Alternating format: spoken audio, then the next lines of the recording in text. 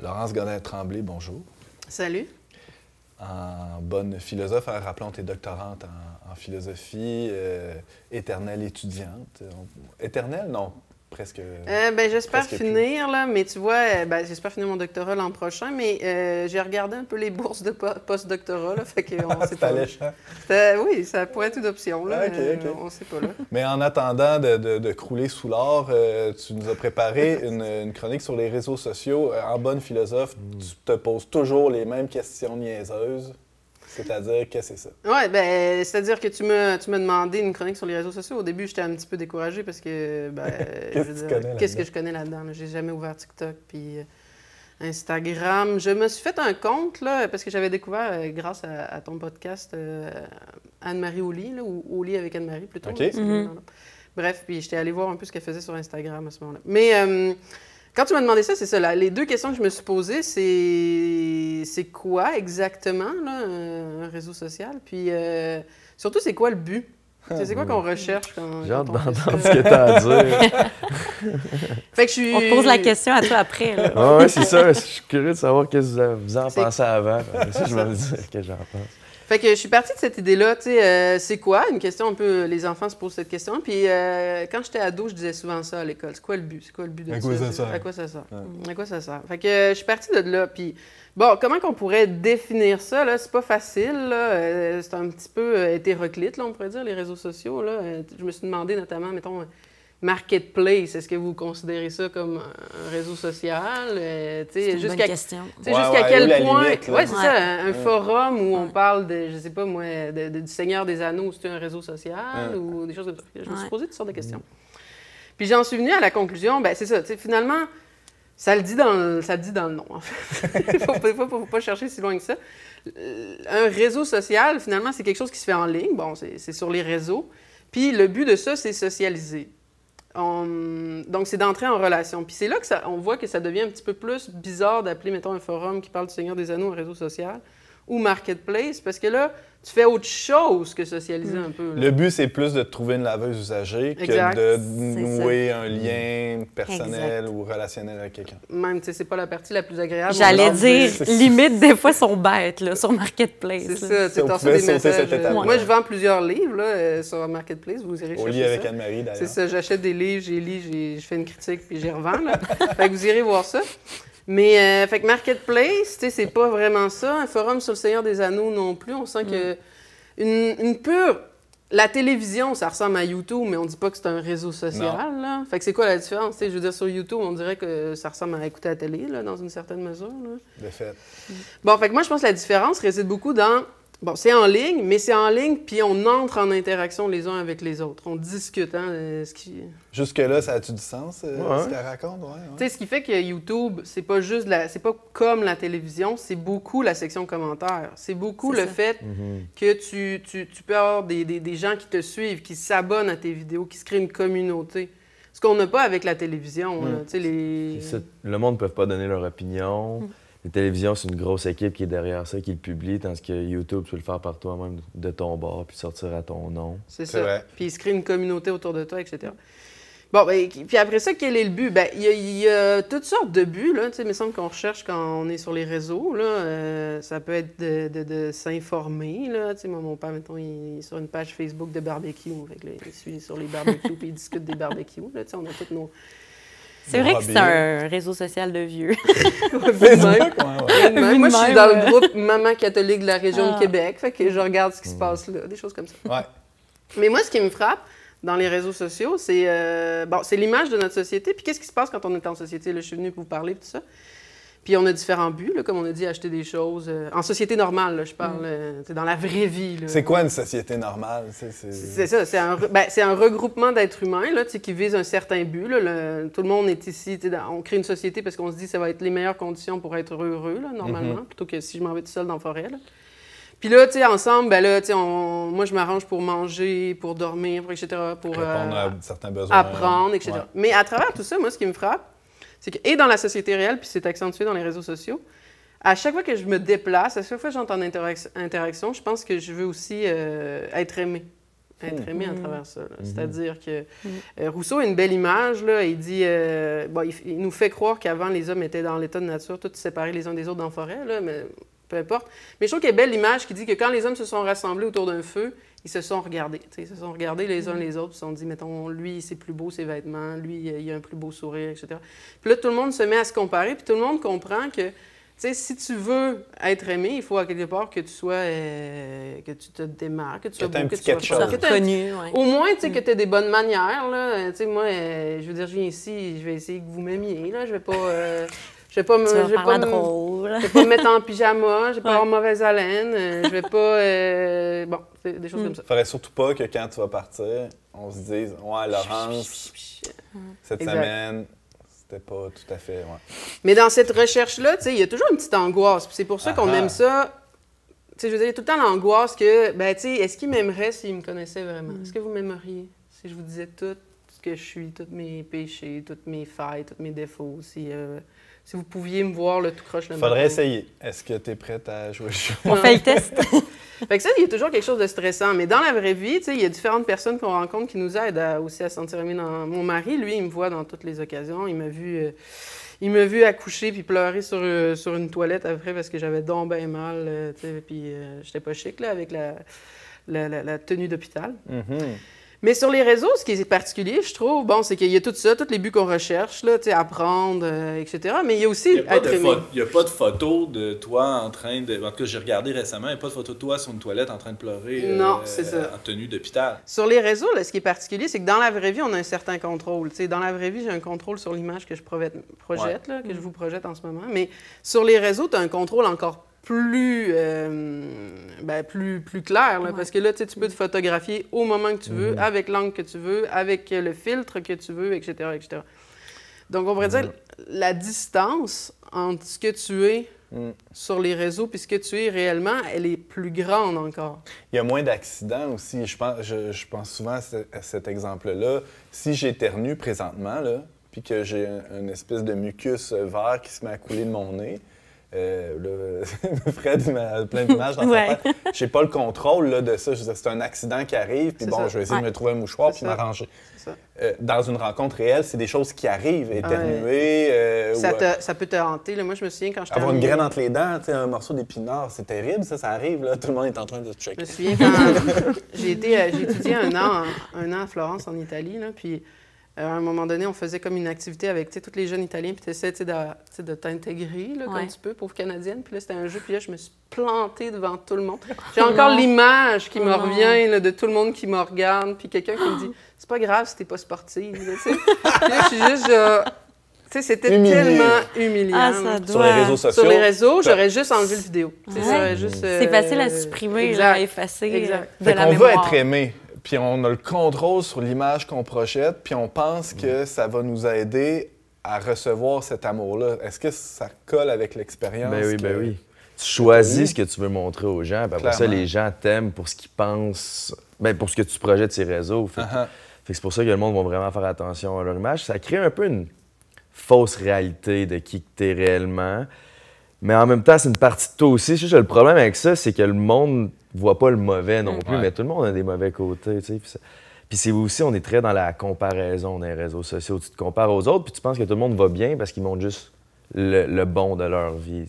Tu regardes ta vie qui a des mauvais côtés aussi, puis tu te dis, finalement... c'est ça, c'est qu'il y a des... Je suis aimable, Il y a des bons côtés. Il y a vraiment des bons côtés aux réseaux sociaux, mais il y a des mauvais côtés aussi. Il faut pas les négliger, c'est ça. C'est que ce qui est frappant, c'est une image de la vraie vie. Là, je veux dire, dans la vraie vie aussi, on joue... on joue un rôle. Là. On joue un rôle. Là. Dans la vraie vie aussi, là, il y a un texte connu de Diderot, il dit on a tous des masques là, dans la vraie vie aussi. Là. On peut, moi, je pense que je l'ai beaucoup moins quand je suis avec mon mari, par exemple. Là. Mais on a tous... C'est ça, dans la vraie vie aussi, c'est juste que dans les réseaux sociaux, je pense que la tentation est grande de l'accentuer. C'est quasiment une œuvre d'art. Là, on se met en scène pour plaire, tout ça. Puis là, est-ce que ça satisfait ce besoin d'amour-là qu'on a? Parce qu'on a ce besoin-là d'être aimé. Pourquoi? Pour plein de choses. Pourquoi est-ce qu'on veut être aimé tant que ça? Ça, c'est une bonne question. Mais parce qu'on a besoin que les autres nous aiment pour nous faire du bien, pour collaborer avec nous. Là, on veut que les autres aient envie de travailler avec nous, aient envie de nous parler de... Puis aussi, on a tous soif de savoir qui on est puis qu'est-ce qu'on vaut. Aristote dit on recherche à être aimé, à avoir des honneurs parce qu'on veut se convaincre de notre propre valeur. Si on a, lui, il appelle ça la vertu, mais si on a des qualités, etc. Fait que les réseaux sociaux nous offrent des outils pour essayer de mesurer cette valeur-là. OK, j'ai 46 likes sur j'aime sur ma photo, ma nouvelle photo de profil. Ben, je sais pas, toi, tu ris 46, c'est pas beaucoup pour toi, mais pour moi, c'est pas pour ça que chacun... mes photos chacun ses standards. Les quelques photos qui ont fait des hits sur Facebook, là, moi, c'est 80 à peu près mon hit. C'est bon. C'est mes photos de bébé, là. C'est pas toi, c'est les enfants qui ont de la valeur. Ou, tu sais, quand ça marche chez moi avec un bébé. C'est ça. Mais c'est ça, ça crée quand... Mais ce besoin-là qu'on a d'être aimé, le problème, c'est qu'il n'est pas comme complètement comblé non plus parce que il y a plusieurs raisons. C'est ça, il y a comme une disproportion entre qui on montre, qui on est, fait qu'on a le doute à l'intérieur de nous. Mais si jamais il découvrait qui je suis, là, ça serait peut-être problématique. Puis aussi, c'est une drôle de... On dit aussi qu'on reçoit beaucoup de haine sur les réseaux. Là, moi, j'avais fait une vidéo avec vous, là, puis quelqu'un avait dit qu'en m'écoutant, il s'était vomi dans la bouche. Tu sais, sur le coup, tu reçois ça, t'es genre, ben voyons, je pensais pas... Mais t'essayais de mesurer ta valeur avec ce commentaire-là. Tu disais, OK, est-ce que je vaux ça? Sur Twitter, tu sais, quelqu'un qui m'a juste écrit « conne », tu sais, juste comme des choses comme ça. Là, tu reçois des commentaires. Mais c'est sûr que c'est ça qui est bizarre sur les... Tu sais, dans la vraie vie, ça se passerait pas. Pourquoi ça se passerait pas? C'est parce que dans la vraie vie, on veut être aimé des deux bords, tu sais. Si je m'en vais à la pharmacie, le caissier, spontanément, même s'il me trouve débile, il me le dira pas. Là. On se retient des deux bords, là, parce qu'on veut collaborer ensemble. T'sais. Oui, puis je pense que ce qui s'ajoute aussi aux réseaux sociaux, c'est parce qu'il y a... Tu parlais de la distance, bien c'est ça, l'écran est une grosse distance. Puis on est plus prêt à dire ce qu'on pense, peut-être, parce qu'on se dit, il y a un écran, la personne ne me voit pas, elle me connaît pas, elle va jamais me recroiser dans la rue, je peux dire ce que je pense d'elle. Il y a comme moins de fils à cause de ça, je pense. Mais parce que c'est une société aussi sans en être une, en fait. Parce que dans la société réelle, on collabore pour vrai les uns avec les autres. Tu sais, je veux dire, pour vrai, là, le caissier me donne un service, moi, je lui donne un service, éventuellement de l'argent. On a besoin les uns des autres, puis ça on le sent plus en société. On le sent plus même dans les petits villages ou que des choses comme ça. Là. En ville, c'est déjà un peu plus déconnecté puis plus individualiste.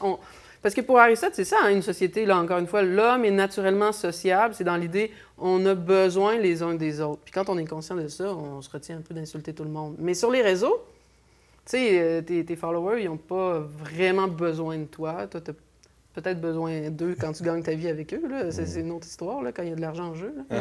Mais c'est ça, les gens aussi qui m'insultent, moi, sur mes vidéos avec vous, ils n'ont pas besoin que je les aime. Puis, est-ce que c'est une vraie communauté, ces gens-là, qui se vomissent dans la bouche en t'écoutant? Tu sais, c'est ça. Mais c'est ça. Si on revient sur les bons côtés, parce que je pense que c'est pas mauvais de les négliger, là, il reste quand même... Je veux dire, c'est pas de dire que tout ça, c'est mauvais. C'est juste de dire, il y a comme... Il y a un danger là. Il y a un danger là quand on n'est pas conscient. C'est ça qui est important des fois en philosophie, c'est de prendre conscience de qui on est. Là, on est tous assoiffés d'être aimés. Tous.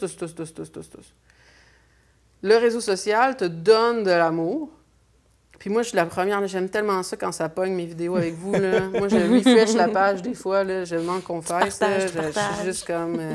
Il y a la moitié des vues que c'est toi là, qui c'est juste moi qui écoute. Non, mais je m'écoute pas parce que je m'aime pas assez pour m'écouter. Là. Ça, c'est un autre paradoxe.